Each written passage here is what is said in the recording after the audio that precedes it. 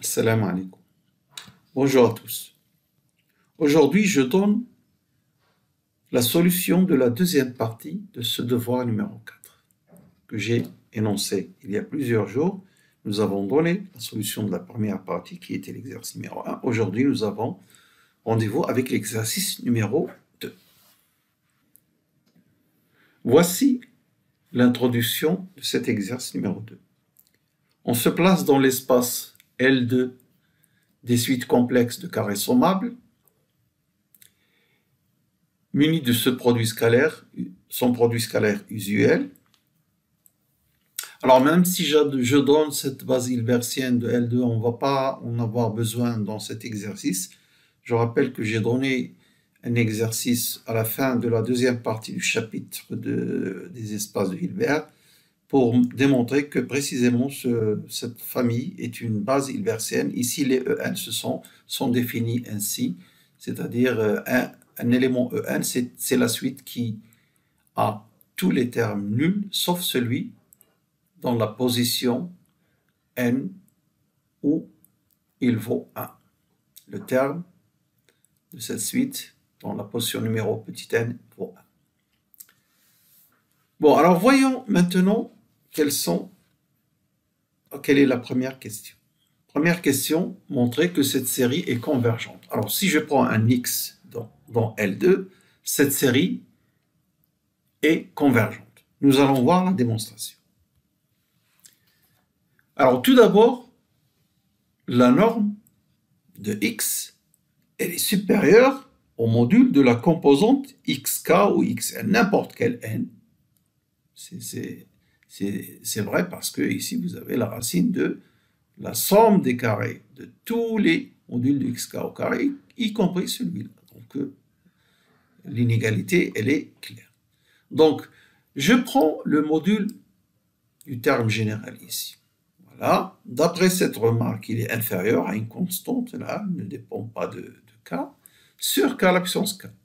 Et cette série est une série géométrique convergente. Vous la multipliez par cette constante, elle reste convergente. Et du moment que le module de notre série est inférieur au module d'une série, est inférieur à une série à terme positif convergente, donc cette série, elle est absolument convergente, et j'en déduis la convergence de la série. Bien. Alors on peut répondre à cette question d'une autre manière, en remarquant que cette expression n'est autre que le produit scalaire de x avec cet élément A. Alors j'ai bien fait d'alterner le 0 et les puissances de 1 sur 4, parce que ici je n'ai pas les xk, j'ai les x de k. C'est-à-dire, je multiplie par une puissance 4 à la puissance k lorsque je suis dans la position paire d'indices de k. Donc voilà l'expression, c'est bien pour tout ce qu'elle est. Et ça, il est évident que c'est un élément de L2 parce que quand vous calculez la somme des carrés des composantes, vous trouvez la somme des 1 sur 4 au carré puissance k, c'est-à-dire la somme de 1 sur 16 puissance k qui est une somme d'une série géométrique de raison 1 sur 16. Et rappelez-vous donc, la norme de A, ce sera la somme des 1 sur 16 la puissance k, une série géométrique. Alors de k à partir de 1 évidemment. Bien, donc si vous voyez cette série comme le produit scalaire de deux éléments de L2, évidemment c'est bien défini, il a un sens parce que dans L2, le produit scalaire, il est défini. Et donc vous pouvez répondre à la question comme ça. Alors cette remarque, elle est intéressante parce qu'elle va nous servir dans la suite. Donc cet élément est x produit scalaire avec ce A. Alors justement, voilà où ça va nous servir. Alors, cette série que nous avons étudiée, attention, c'est la même chose. C'est juste ici 4 à la puissance moins k au lieu d'écrire x de k sur 4 puissance k. Bon, c'est une façon de l'écrire. Hein. Donc, L de x, c'est cette expression. Et on nous demande de montrer qu'elle est linéaire et continue. Alors, du moment que j'ai trouvé que c'est le module de x avec a, hein, bon, la démonstration, vous la voir. Du moment que L de x est écrit de cette manière, nous avons vu une proposition du cours qui nous dit que les expressions sous cette forme sont des formes linéaires continues et la norme de L, c'est la norme de A. Dans une proposition, dans un espace pré-hilbertien.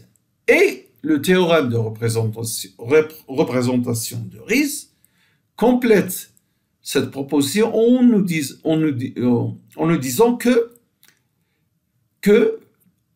les seules formes linéaires qui existent, mais attention, dans un espace de Hilbert, il faut bien le souligner, les seules formes linéaires qui existent sur un espace de Hilbert sont de cette forme. Ici, nous travaillons dans L2, et les formes linéaires sont toutes de cette manière. Alors, ce L et L de X est de cette façon, donc c'est bien une forme linéaire, et sa norme, c'est la norme de A. Alors, j'ai dit tout à l'heure que la norme de A, ce sont la somme des 1 sur 16 puissance n, et une somme géométrique, mais attention, k égale 1, 1 sur 16 puissance n, ce qui veut dire 1 sur 4 de puissance 2n, n égale 1, attention. Alors sa somme, c'est quoi? Ce qui est à l'intérieur de la racine, sa somme, c'est 1 sur 16 divisé par 1 moins 1 sur 16, faites le compte, vous trouvez 1 sur 15. Et grâce à la racine, vous trouvez donc, norme de A est égale à 1 sur racine de 15, et c'est aussi la norme de L. Maintenant, dans la question 3, petit a, on définit cet espace V est égal à ceci. En fait, c'est quoi V? C'est l'ensemble des X dans L2 tel que L de X égale 0. Montrer que c'est un sous-espace vectoriel fermé de L2. Voyons la solution.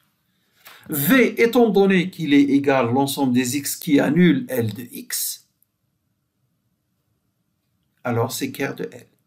Mais L de X s'exprime comme ça, donc ce sont les éléments X qui sont orthogonaux à A.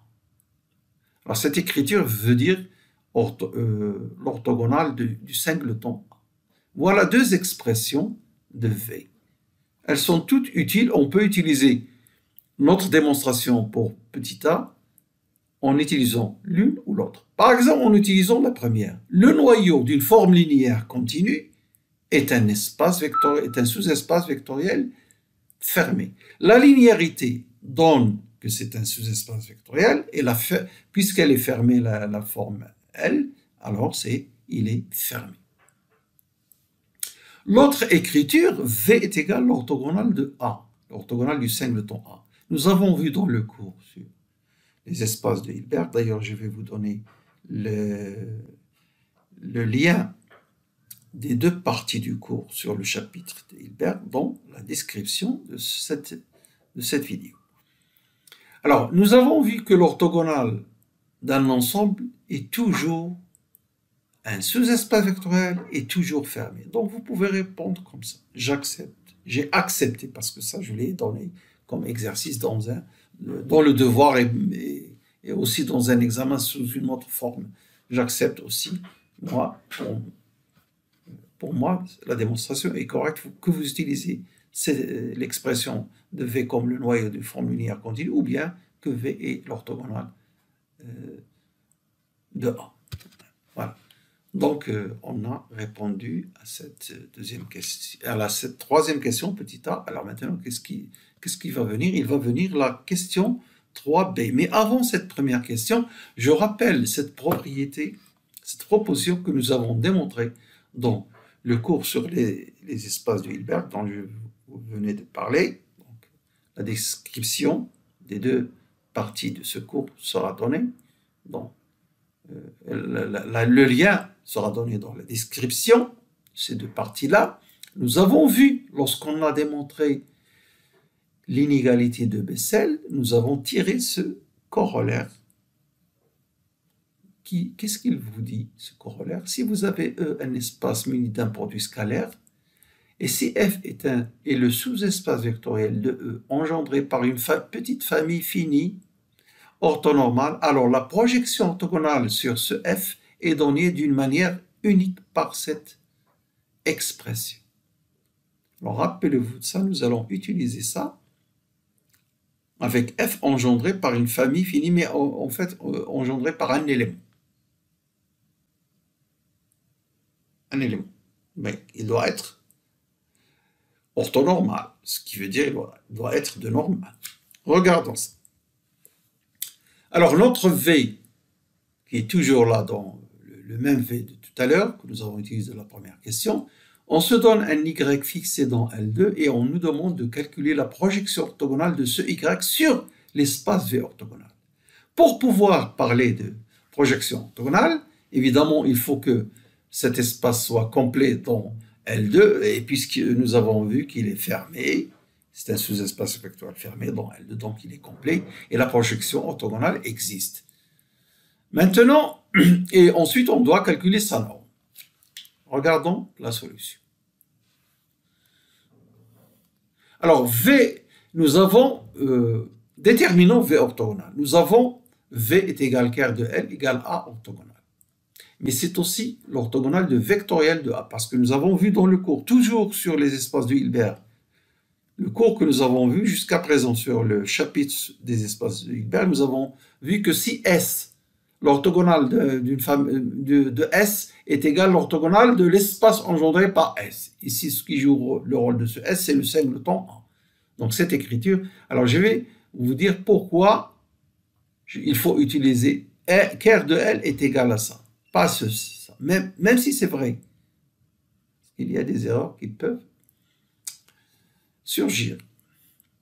Alors, vectoriel de A, c'est le sous-espace engendré par A. Alors maintenant, je vais calculer l'orthogonale de V. L'orthogonale de V est donc l'orthogonale de ça. L'orthogonale de V est de vectoriel A. Donc, est égal vectoriel de A. D'où est-ce que j'ai cette égalité du théorème de la projection orthogonale? L'une des propriétés que nous avons vues dans le théorème de la projection orthogonale. Je vais vous montrer ça. Voici le théorème de la projection orthogonale.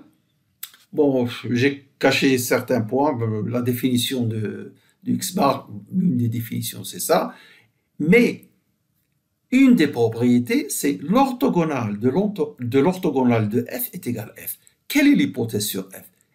F complet dans E, un espace pré-hilbertien. Dans notre question, qu'est-ce qu'on a?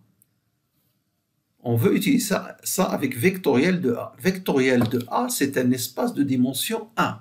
Il est donc complet, parce qu'il est fermé, il est de dimension 1, il est fermé complet.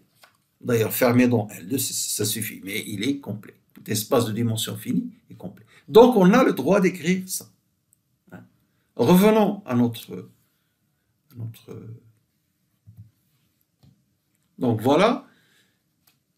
On déduit donc V orthogonal est égal à ça. Alors, pourquoi je vous ai dit qu'il ne faut pas utiliser cette écriture? Parce que si vous vous amusez à écrire V est égal à ça, ce qui est vrai, et on met l'orthogonale de V est égal à l'orthogonale de A, par mégarde, vous pouvez dire que c'est égal à A, le singleton A, ce qui est faux, parce qu'un orthogonal n'est jamais égal à un singleton A. Le singleton A n'est pas un sous-espace vectoriel. Je vous rappelle, l'orthogonal d'un ensemble, quel qu'il soit, est toujours un sous-espace vectoriel fermé. Et si vous utilisez orthogonale de l'orthogonale de petit a est égal au singleton A, c'est faux. C'est faux. La relation que je viens de vous montrer dans l'un des points du théorème de la projection orthogonale, c'est avec un F qui est un sous-espace vectoriel. Le singleton A n'est pas un sous-espace vectoriel. Donc, même si cette égalité est vraie, utilisez celle-ci parce que ça est égal à ça. Donc, utilisez lorsque vous avez V est égal à l'orthogonale d'un sous-espace vectoriel. Là, vous pouvez, sans crainte, faire l'orthogonale une deuxième fois et vous obtenez V orthogonale égale vectoriel de A. Alors, il est engendré par A. Alors, je vais utiliser la propriété que j'ai vue tout à l'heure. C'est sur la projection orthogonale. Mais attention, ici, cet ensemble vectoriel A est engendré par petit a qui n'est pas de norme 1. Alors, qu'est-ce que je fais? Je divise par la norme pour avoir A sur norme de A, qui engendre aussi vectoriel de A. Et je peux utiliser la propriété que je vous ai montrée. Alors, on va la rappeler. la voici. Donc ici, puisqu'on a un seul élément, A sur norme de A, donc P sur l'espace V orthogonal de Y sera Y A sur norme de A que multiplie A sur norme de A. D'ailleurs, c'est ce que j'écris. Voilà, en utilisant la propriété. Bon. Ça parce que A n'est pas forcément, notre A n'est pas de norme 1. Donc je le divise par la norme pour pouvoir utiliser la proposition correctement. Alors maintenant, essayons de simplifier ça. 1 sur norme de A, une constante, ici 1 sur norme de A, tout sort ici, donc ça donne 1 sur norme de A au carré. Y, produit scalaire avec A, c'est L de Y, et le A qui est là. Donc ici, PV orthogonal de Y, c'est cette constante que multiplie A. La constante, c'est 1 sur norme de A au carré.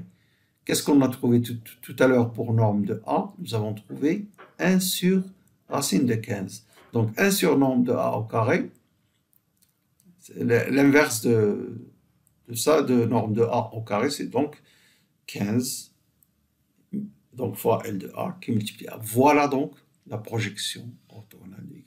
Je calcule sa norme.